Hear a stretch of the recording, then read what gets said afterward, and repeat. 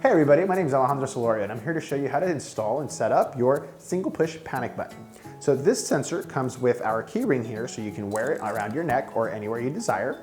The first thing we're going to want to do, and I've already pulled the activation tab and turned it on, so the first thing I want to do now is go ahead and scan it in. So on the side with the buttons, we're going to go ahead and take the QR code, get on my app, go to add device.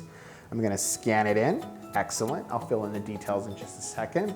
Now, the only thing I need to do now is go ahead and fix it to my lanyard. So it's a little small key ring, so bear with us for those of you that have big fingers like myself.